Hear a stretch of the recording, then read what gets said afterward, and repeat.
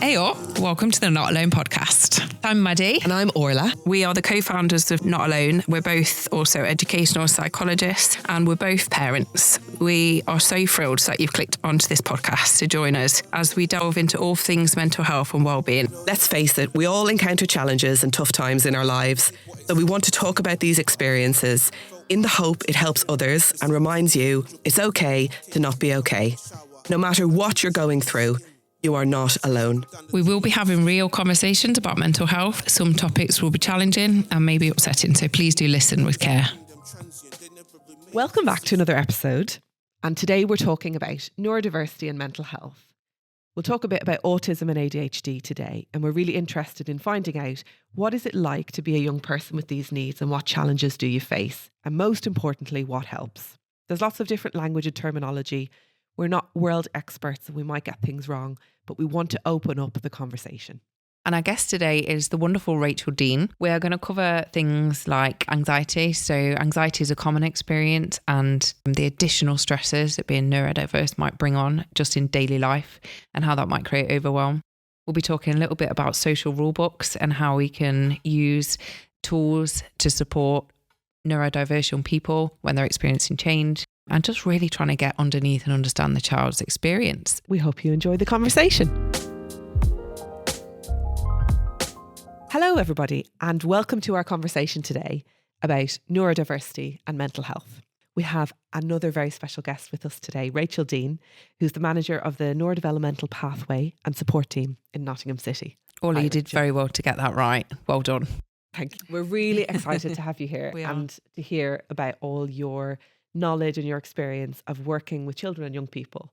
Rachel, so tell us a bit about yourself. So tell us a little bit about your job and I guess without getting into too much technicality, tell us a little bit about the young people that you serve. So I've been the team manager for just shy of 5 years. So as you say, the pathway for Nottingham City children or registered with Nottingham City GPs. And passion is really disability. So historically, I would say built my knowledge and understanding from working with children, so interacting with children, being a family support worker, and then kind of working my way up to a management position. And I think the team would tell you that if I get a chance to get on the phone to a family, I'll keep them on for like an hour because it's rare now in a management position.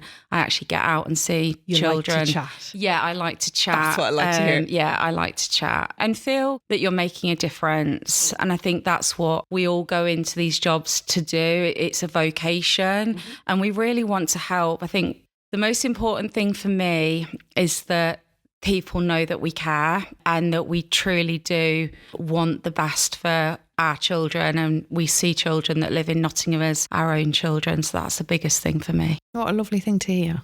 So for the listeners who probably may not even have an understanding of what a neurodevelopmental support pathway is. Did I say that right? Yeah. I did. Yeah. Yes. Yeah. Get in. So talk to us a little bit about what that means. So if you're a child who needs to be on a neurodevelopmental pathway, what does that mean? What I really want to make really clear is that every child is unique and every child has strengths and differences. So what we're trying to do is turn the table. So we want positive language because we know that all children need that positive reinforcement all the time. Children that may be neurodiverse will have differences in their social interactions. They may have strengths, so they may be able to hyper-focus on certain things, but they may have challenges in other areas, but they may have both at the same time. So they may excel in one area, but then because of maybe queries around their attention, levels of hyperactivity and impulsivity, they may not be able to keep on task, and therefore that is starting to be detrimental within their world, maybe at home and at school. And school's a big thing, really. So when we're talking about neurodevelopmental, I think what we're saying is a child who may have a diagnosis of autism or attention deficit hyperactivity disorder, better known as ADHD. Yeah. So I think what we're really interested in today is how those young people, and I guess it's really difficult because they're all individual people, as you've said, with unique differences and challenges. But we're obviously here to talk about mental health. Yep. How do you think a young person who has, let's say, autism, for example, how do you think that impacts on their mental health? How do those two things interact? Yeah, so I think you've got to always try and put yourself in the position of the child. Mm-hmm. So a 47-year-old middle-aged woman, it's quite hard to put yourself in a position of a 6-year-old again, but that's what you've got to do. So what do I feel, or what do we feel when we're told that's not right, you've done it wrong, you need to do it again, you're going to lose your break, no, you're not going to that party because your room's messy, you haven't tidied it, but I don't know where to start. And that's the issue. So going back to, how does that feel? If your boss was telling you, or your friends were telling you that you're not good at something, it creates that negativity and then that voice on your shoulder of, I'm not good. And then that starts to play out.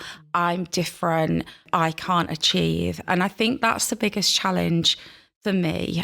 We all have our challenges, but for somebody that may be neurodiverse, it needs breaking down.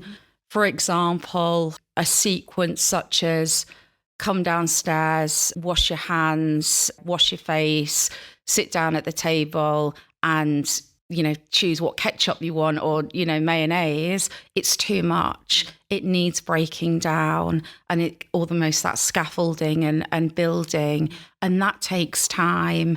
So things maybe take much longer to learn those skills of memory and functioning as society wants us to function. Absolutely. I think lots of children who experience that overwhelm that you're talking about talk about feeling really anxious. Children I've worked with, they talk about feeling really anxious about things that don't necessarily make someone else feel anxious. Yeah. And a lot of that is in the physical environment, isn't it? The noises, the smells, the physical sensations around them. I wondered, did you have any insights from young people that you've worked with? Like what language they use to describe that overwhelm? I think that's difficult. I think that's part of the issue. If you have challenges with your social communication style, being either your language is accelerated to your peers, so you're not understood because your language is too advanced, or the other way, that you literally haven't got the words, or you feel so overwhelmed that you can't get the words out. And I think for me, it's going to the why all the time. Yes. It always comes back to the why. If you don't understand something or you haven't heard, then that creates anxiety. But if you maybe, or you are diagnosed as being neurodiverse and your mind has wandered somewhere else while you should have been listening to the instructions for homework, for example, that in itself is going to create anxiety. So then you've gone into this cycle, and then particularly in secondary school, you're then moving on to a next lesson. And that's really hard, that transition for neurodiverse children and young people is those transitions. The brain needs time to catch up and digest, and that isn't going to be between bells necessarily. And I think that's what's really hard. And I think the toll is often with families where maybe a child has done a day at school and they literally can't remember what they've done. So when they say, or a parent says at dinner time, what have you learned today? I don't know. Yeah. And they genuinely don't know. And then the toll may be with parents and carers and the young person, where they have to literally repeat the whole of that school day in the evening for it to be able to process. So I think what I'm hearing, and please correct me if I'm wrong, is that I guess a child who is neurodiverse, being a kid is hard, right? It's hard anyway. Yeah. It's hard. It's hard anyway. And then if you have the added mix or source of neurodiversity, wherever you are on that spectrum, it's like an added challenge into the pot because of your social interaction functioning or your cognitive functioning or you're functioning within the sensory world, kind of being like an added extra into something that you have to then mentally deal with throughout the and day. It's exhausting. Right. It's exhausting because children who are neurodiverse are clever. They learn the script. So they learn the script of to interact with that set of girls or that set of boys. The current topic is, and I'm going to sound like really old, let's just say K-pop. But then it moves on to something else. But they've learnt that script and it's worked for a long period of time. And then it switches up because something else comes in. Somebody, right. Yeah. So that's what's really, and they're like, but we were talking about that and I was accepted when we talked about that. And now I have to go and I have to learn a new script. And that's what's really hard. The mental agility that's constantly required to keep up or keep ahead. So thinking about time blindness. So a lot of children who are neurodiverse will have a poor concept of time. So that transition from one classroom to another may lead them to be internally AWOL. That's probably not the right word of saying it. That's okay. But they could be in the loo for a lot longer than they should have been because they haven't realised that they need to get from A to B a lot quicker. I think it's important, the point you're making about transitions, because I think when we talk about supporting children with transition, there's the big transitions, isn't there? Like primary school to secondary school. And we might think about that. But actually, for children who are overwhelmed by transitions, it's those hundreds of little transitions throughout the week, from one lesson to another. Even in a day. From one conversation to the day. next. It's weird because, again, putting yourself back to that child, I catch myself out all the time. So we recently had some real challenges with some system access. It really was interesting. It changed the way I worked because I try and do too many things at once. And actually, by taking all that away and just focusing on one thing, I was actually more productive. So again, it's that allowing that transition, and time is precious. And I think that's something that society, everything's so fast now. You get the answer instantly. And I think that's an issue as well. You know, are the demands we're putting on children and young people, how would we have felt with those level of demands? There's two really interesting things from what you're saying. And the first thing is I'm sat here thinking, honestly, I don't think I can put myself into the position of a child who's not only a child going through school, trying to manage friendships, relationships, everything that comes with that, social media on top of that these days too, because that's a form of communication as well that you've got to then interpret and manage. I don't think I can put myself in the shoes of somebody who's got all of those kind of normal things and then all of those stresses that you're talking about on top of that. I find that really hard, and it actually makes me feel a bit overwhelmed just thinking about that. It really does. And then the second point was around transitions. And do you know, it's funny, I had a conversation with my daughter today. I was taking her to the orthodontist this afternoon, and she got in the car and she said, I hate school, I'm not going back there again, as she does most days. She said to me, I've not learned anything since I've been in year 8. I've not learned anything at all. And I said to her, why is that? Like, what do you think's happening? She said, they teach you something for 15 minutes and then they just move on. And I thought, that's actually really interesting, isn't it? That perspective, because what you're also talking about is so if every child feels like that, you know, that I'm having to be moved on and there's no time for processing and no space. Imagine on top of that then, and you've got a neurodiverse need where you already find that hard to go from one thing to another and everything's then rushed. And again, it links back to our school attendance episode, Ola, doesn't it? And the idea that, you know, why are kids finding it so hard? For me, it's about putting things in 3 different lanes.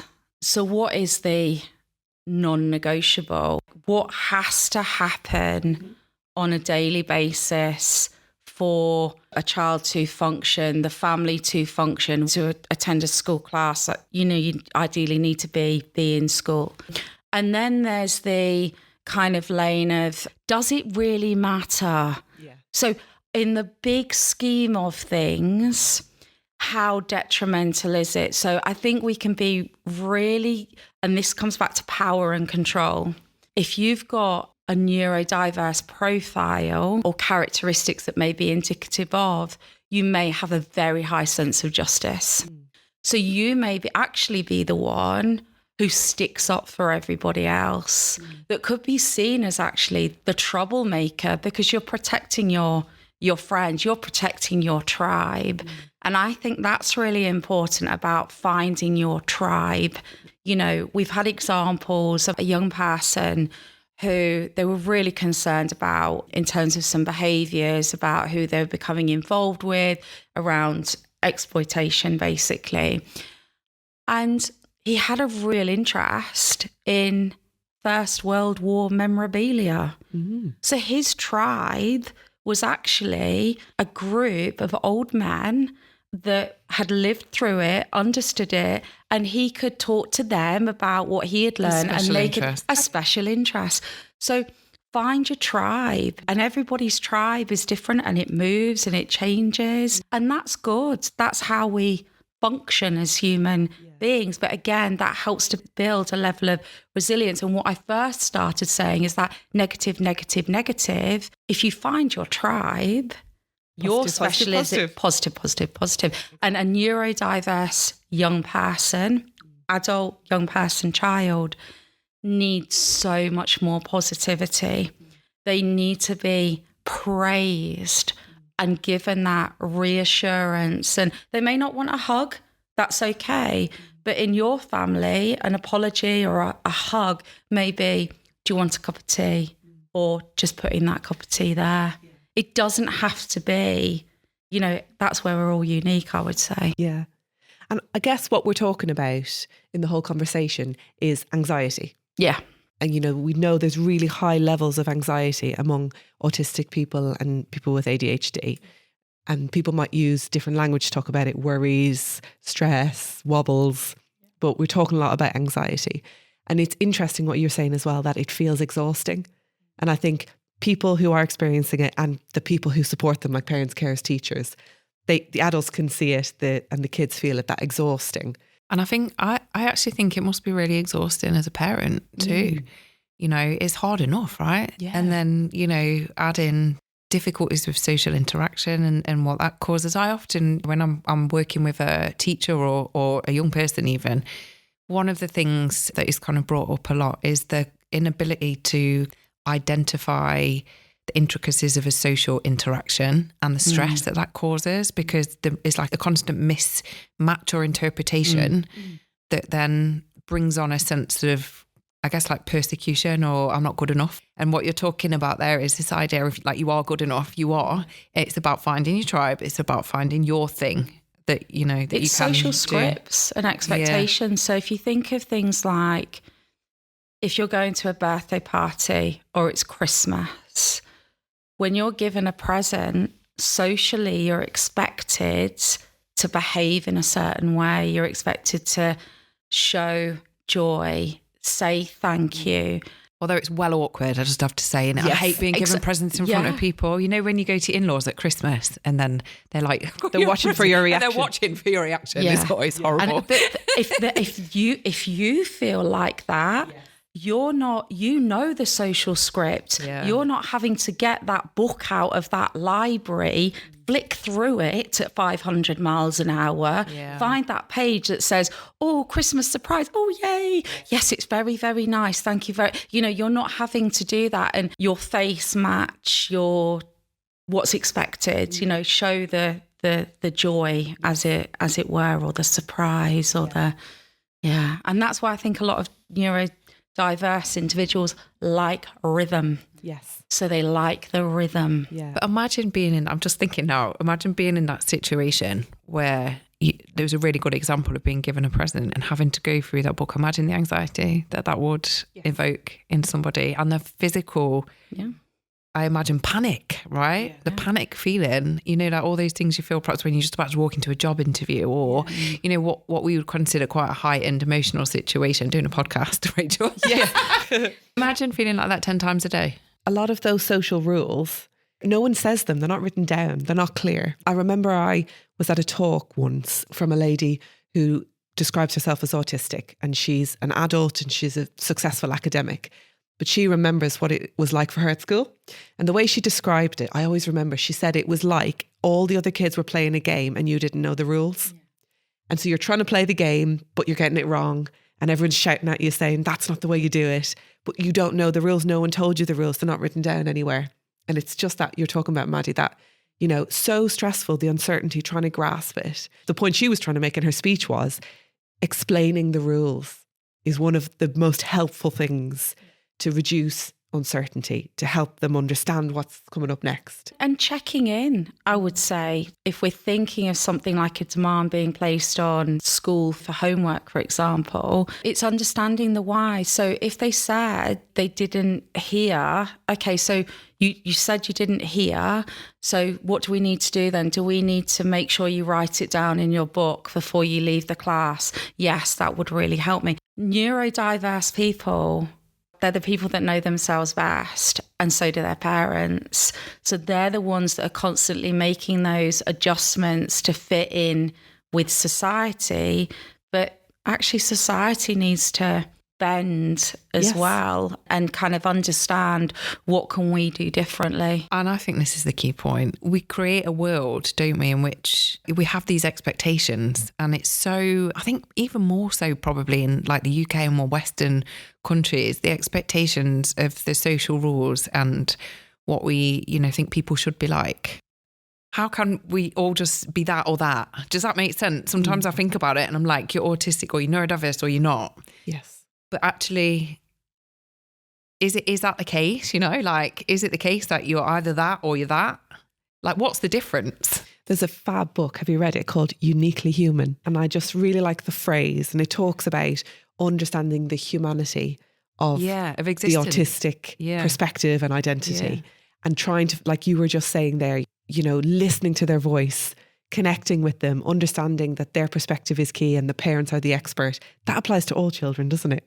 It really, really does. But as you said, as a world and as humanity, can we not just do better? Can we not just do better at bending, at changing our perspective of what that experience is like for someone else? I think it's so hard to imagine. I think that's where we're getting it wrong. And I think that's where, I guess, humanity and rules of society kind of do collide, because to have a society, you need structure and you need rules and you need to conform to keep people safe. You know, that's why we have rules and we want to go to school or we want to go to work. But sometimes, going back to anxiety or how it feels, it can be too much. But what you don't want is you don't want a negative experience to then become somebody's script. You don't want it to define them. And you want to therefore understand what happened. So this is just generally kind of almost going back to basic family support. What was different on that day?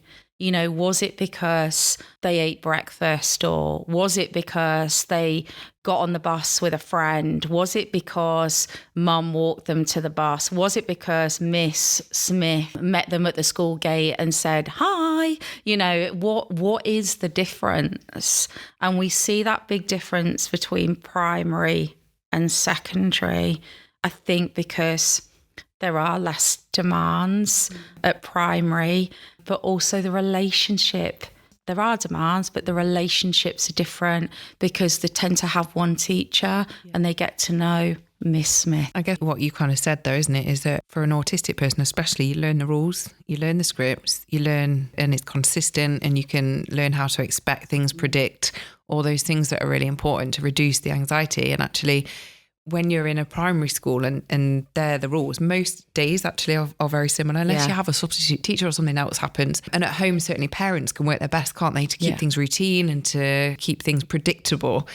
But then when you go up through the education system, you have more and more and more difference to a day. And you know, you have more and more unpredictability, don't you, I guess? And I think, like you said, the consistency of a relationship, you know, I think children in secondary school can see probably 15 different teachers in a week. And all of those teachers as well will have different expectations. So as much as they will try to create a system with the rule book of green is good, red is bad, etc., actually, what's green to me and what's green, say, to Orla in the classroom next door are going to be very different things. And for somebody who struggles to interpret the social rules, that's really, really hard. The only way we can really keep things consistent, isn't it, is through language, is through the way that we say things and the way that we say things to support people. And the only way we can really do that and be effective is to have relationships with people, to understand them. I really think we need to rewrite the rule book. I think we've written it and it's not working anymore. We need to rewrite it. Even what we're doing, so we're talking as a three and we're moving our eye contact. Now, somebody who's neurodiverse, that may be really, really hard for them.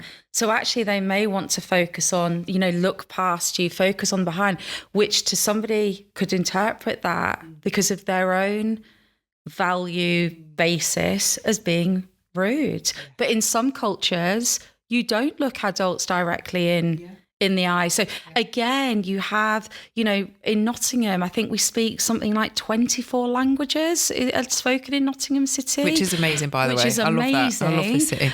All that melting pot of cultures and understanding. So all of these things that are coming together, and some cultures and some parts of the world, autism isn't a word. Autism isn't recognised. ADHD isn't recognised. And what I would say as well is I think the medical world is, and we are always learning every day, diagnostically things change. So historically, you couldn't be diagnosed with autism and ADHD. You either had one or the other, and then the diagnostic criteria has changed and now you can. And actually there's so many crossovers. I think the other thing about it as well, isn't it, is that you're so unique as a human and everybody is unique as a human, whether you have those neurodevelopmental needs or not.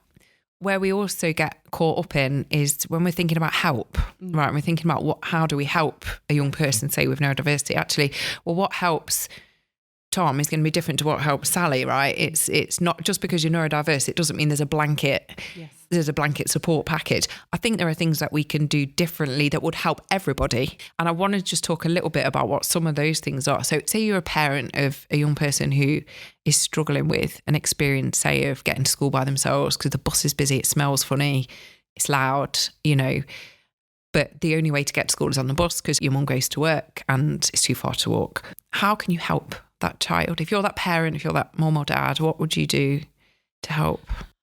I think for me, it's probably rolling it all the way back. So thinking about things like social stories.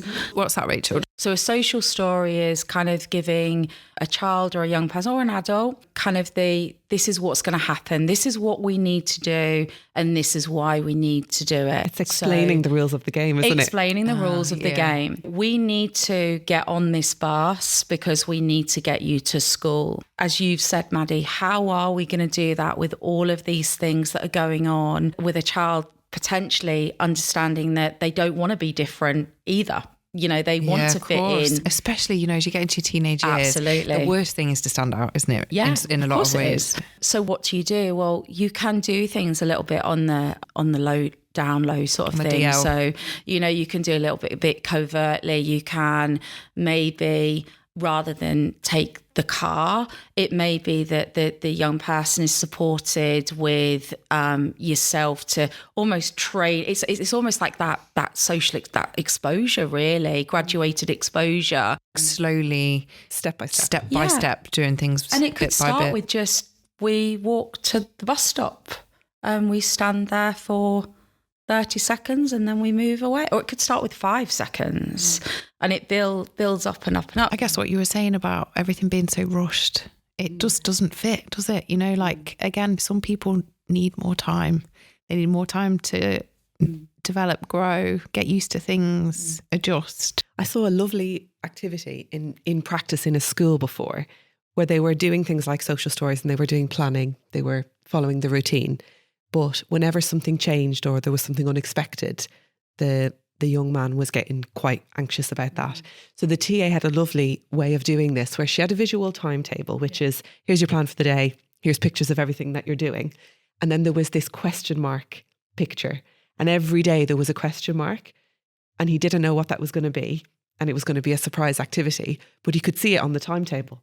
And I thought that was such a nice So there way. was some control, but then some was also taken So away. we could see, so before lunch, so this little boy was in primary school, before lunch we're going to do maths and music. And then after lunch there's question mark. So we could see, I don't know what that's going to be, but I know what time it's going to be and I'll be ready for it. And that I thought was a really nice way of like gradual exposure within a safe relationship, but get used to the feeling of there's something unexpected. Yeah, because if the bus doesn't show up, I hear this a lot with young people. I think often what can happen is you can get that routine down. I've got to the bus stop. Yes. I look at my watch. I wait for so many minutes. The bus turns up. Yep. I get on the bus. I know where I'm sitting. Try and get the same seat all the time. Yep. Maybe put headphones in. Maybe have, some calming music in my ears. Whatever that process. Even routine. A scarf, if you're thinking from the smells. Something that, with a nice smell on the scarf or something. Exactly, yeah. But then the bus doesn't show up. I think where we also go wrong in society is that lack of understanding. So to me, well, the bus didn't show up. We just wait for the next one. But for that child, perhaps who's going into school, that's a high stress situation where their anxiety, cortisol levels and all the things that create those physical feelings of stress would have been risen to the max. Yeah. But they can't go into school and say, well, the bus didn't show up on time, right? Because to them, perhaps someone who's neurotypical probably wouldn't understand the stress associated with that. But also I think that the irony is the biggest achievement that they've had, if they've managed to work that through, is getting to school. Yeah. And then they get detention for being late. Yeah. Let's not keep repeating cycles. So in the line of work I do, we'll often see behavioural documents that say what's happened for a child during the day, positive points, but also where there's been challenges. And then the outcome is they need to go to detention. And then they forget to go to detention because that happened over there. That happened at 10 o'clock this morning. So why would I go to a detention at 2:30, 3 o'clock? You have to deal with it in the moment. And I think if something's not working, just generally, why do you keep doing it? Yeah. And I think we do that as society. It's like we can be quite belligerent that these are the rules. We will make you conform. Yeah.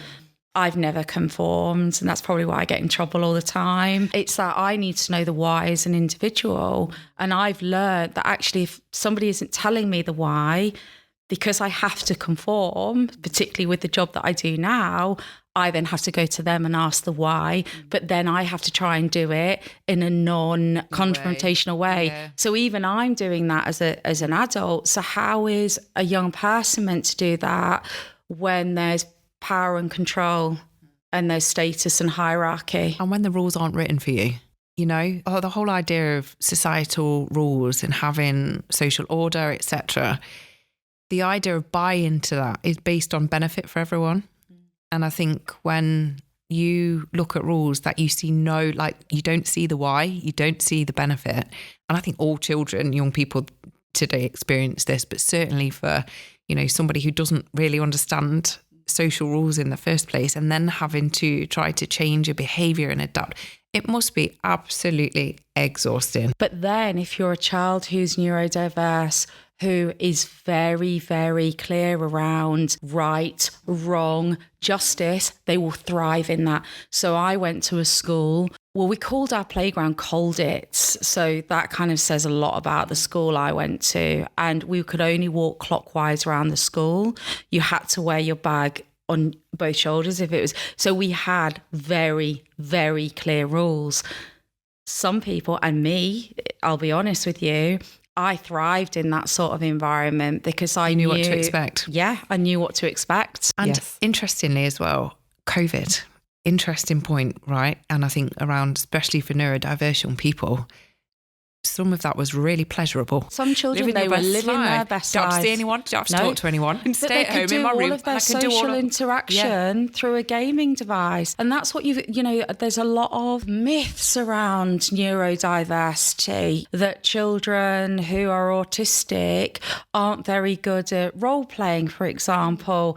Actually, they're brilliant. Some children at becoming characters in, what's it called? That Fortnite, Fortnite or Minecraft, or all of those sorts of things. They love it. Because they're immersed in that character and they know the rules. You just made me think about the homunculi. So one of the interventions that we're taught as psychologists that really work well with neurodiverse young people is actually exactly around that. It's around creating characters for life. Yeah. So helpful characters that you've kind of created yourself, just in a way that you would when you're gaming, you know, create this little persona of a character that the bus is late, right?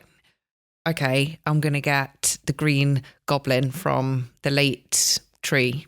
And he's going to come and sit on my shoulder, and he's going to get this tool from somewhere to be able to open my brain and tell me it's okay. Yeah. And it is exactly that. It's the idea of like real kind of creative thinking and using that to help and support in those anxiety provoking situations. And then you kind of hope that if you are creating those social stories and almost like that mind bank, that young people can start to move those around and across different scenarios. Yeah.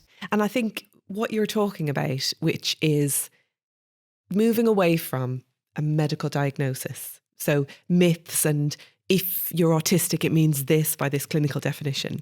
My husband sent me this text the other day, and it's one of those things where we hope it's true. And even if it's not, we think it's lovely. So we really like it. Listen to this podcast, and they were talking about the Maori words for autism and ADHD. I've heard this. Have you heard this? Yeah. So I'm not going to try and say the words. It's Ashawanda or something. Okay. It just means in their own time and space. Exactly. And for ADHD, they give attention to many different things. And I just thought how powerful that the word just describes the way the person is or describes their needs. And it's so open to connection and people helping them, isn't it? Because if you hear a definition which sounds very clinical and you're not exactly sure what that means, you disconnect and you feel disempowered as a helper, don't you? Yeah. Whereas if you hear in their own time and space, you know what to do. Be patient, explain things, give space. A lot of entrepreneurs are neurodiverse because they've got that hyper-focus and as well. hyper-focus, but then they've had enough. They sell a business for multi-millions of pounds and then they move on to something else. But that isn't everybody's script. It's a little bit like the film Rain Man, you know, that came out that people thought that, you know, to be autistic meant that you did fine line drawings of the, you know, New York landscape. That's not what it means. You can be amazing at different things and passions and interests, and everyone, it keeps on going back to, everyone is unique, and that's what makes us, I guess, interesting human beings. Yeah. So Rachel, finishing up with some questions about your perspective. What is your favourite thing about your job? Probably things that have made me cry, that in a positive way, when, you know, for whatever reason, you know that you've had a positive impact on a young person's journey, or the parent or carer feels that they've been listened to. I think that's a big thing for me. I think parents and carers knowing that we care. You know, there's been times when I have cried and I haven't slept. And there's some children that throughout your career will always stay with you, and you'll always think, wonder how they are. Yeah. You know, that connection stays with you. Yeah, if you've had 1 ounce, old term there, or what would it, 1 gram now? Yeah. 1 gram of influence or positivity, then that's why we do these jobs. Wow. Thank you. Thank you. You've really made me think. You've really made me think today.